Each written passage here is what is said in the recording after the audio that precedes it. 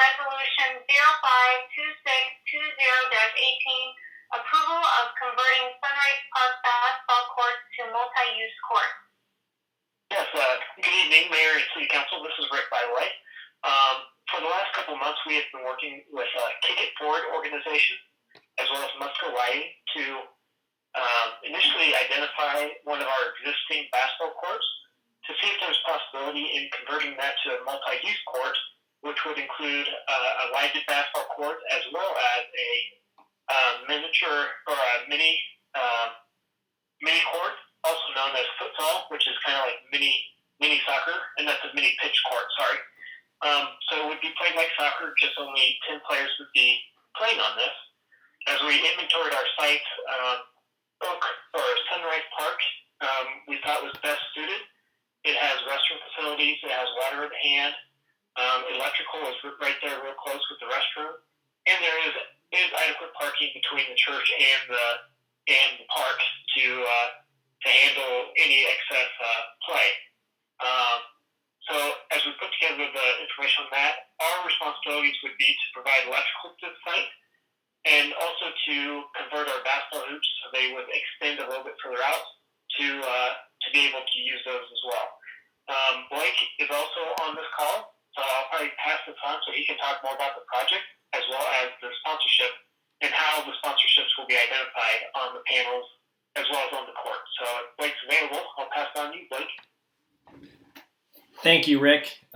First of all, we are very excited and honored to kind of be presenting this mini pitch system to you guys.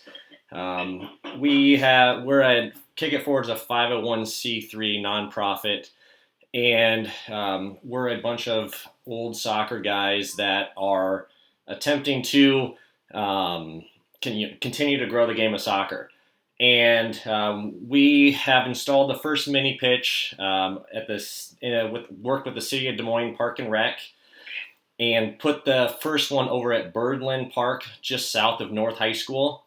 We had converted some old pickleball courts, and with Musco's partnership there, we were able to get that approved through their city council.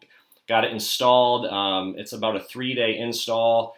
We got that done in the fall of 2019.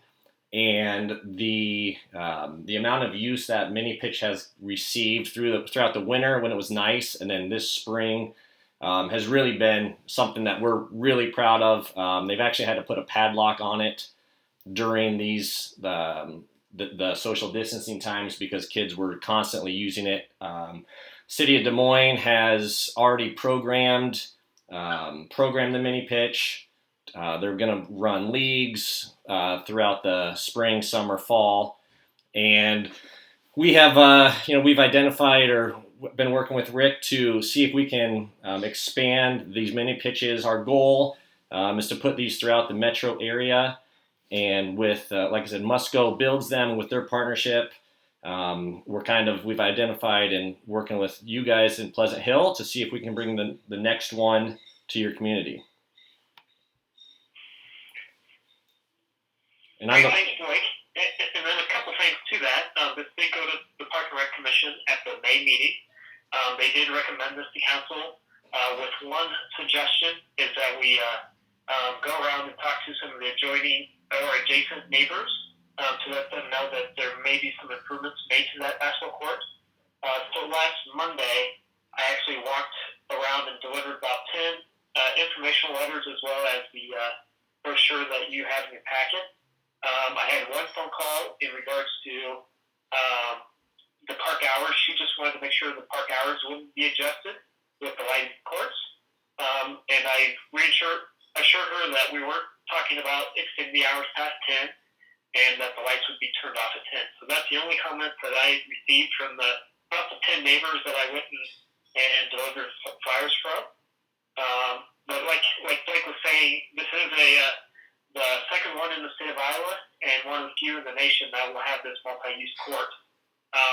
The sponsorship, they will be using the court to do their sponsorship as well as the panels of the mini pitch to identify some of their donors, people that funded funded projects, which can also be local contractors, as well as Musco and some of the state and national levels. So, but Blake and I are here to answer any questions you might have, and see if we can get this moved forward.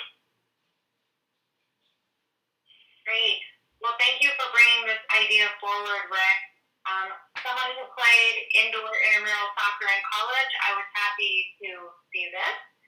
But, Council, what comments or questions do you have? Councilmember Conrad, I think it'd be a great addition to our city. What kind of time frame are we looking at?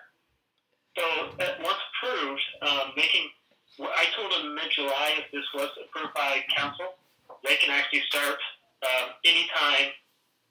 Once this gets approved by their foundation and Musco Lighting for funding, they can start anytime after this council meeting. Thank you very much. Councilmember Dawes, it says in here that once this is all set up, maintenance is our responsibility. What do you envision for maintenance? Well, the only thing I can envision is vandalism. I've walked the structure at Birdland. It's a heavy-duty structure, so the structure itself will be maintenance-free. However, I do see, kids with paint cans, the typical things they like to draw on playground sets you'll probably see here. But I do see very limited maintenance. The lighting structure is state-of-the-art. It's the LEDs, so they'll last for years to come. But like I said, the only maintenance I see is the vandalism. So we will have people painting some of it. So. Thank you. Thank you for that. I guess I had a concern about maintenance as well. It sounds like it's well within our budget capacity for the future. Definitely. And on that note, this is Blake with Kick It Forward again. On that note, Musco does offer a 10-year parts and labor warranty on the structure. Perfect. Thanks, Blake. And I assume that one of the reasons that this is able to come before us with very little financial consideration is the sponsorship. Can you share how much it would cost us if we were wanting to do this project without sponsorship on our own? Yeah, so Go ahead, Blake. I was sorry. The structure itself cost $100,000. We were able to put the first one in Des Moines with Come and Go's backing. They were a substantial partner on that one, and we're able to now kind of go forward, putting these throughout with. We're trying to now finalize the last piece of funding for the Pleasant Hill one if it gets approved. And is Kick It Forward, if this is successful, Kick It Forward continuing to look at these partnerships in the future? Yeah, our dream would be you guys or Rick, somebody comes back to us in a year or two and says, "Hey, we're getting complaints that we can't do anything with it because it's being used all the time." And then we would say, "That's perfect. Tell us where we're going to put the second one up in Pleasant Hill." And I just want to thank Rick. Thank you for taking a recommendation of the Parks and Rec Commission and making sure that neighbors were informed so that they understand what's kind of happening in their neighborhood. And this looks like I got to second the mayor's comments. Looks like an exciting and fun project. So looking forward to seeing it here in our city. Yeah, and just so you know, those courts did just get they got crack sealed as well as resealed. So they're starting out with a fairly fresh surface to paint on. So I think timing-wise, it works out really great for us. So. Great. Are there any other comments or questions from the council? Are there any from the public? Hello, Mayor Crosby. Yes. This is Alan Root from 375 Sherry Lynn Boulevard, Pleasant Hill.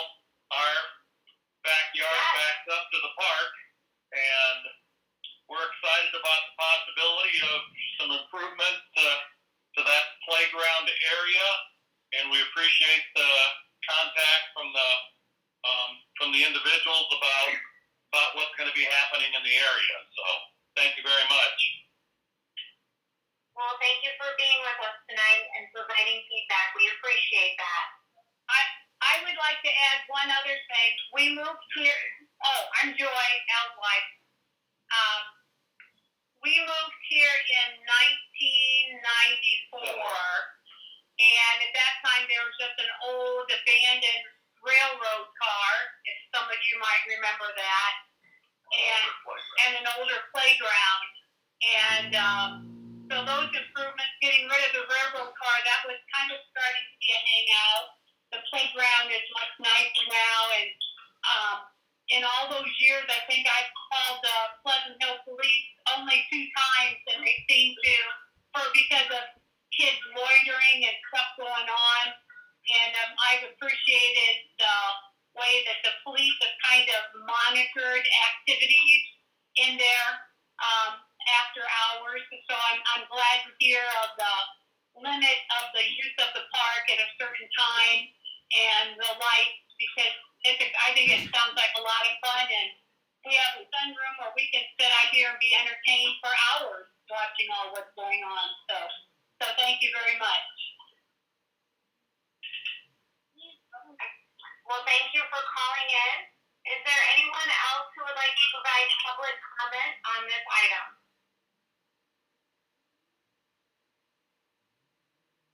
Okay, hearing none, is there a motion?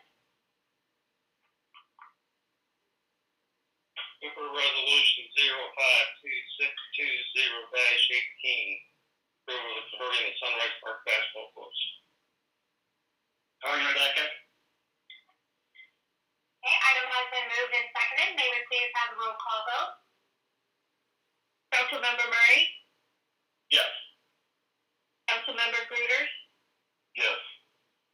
Councilmember Gause, Yes.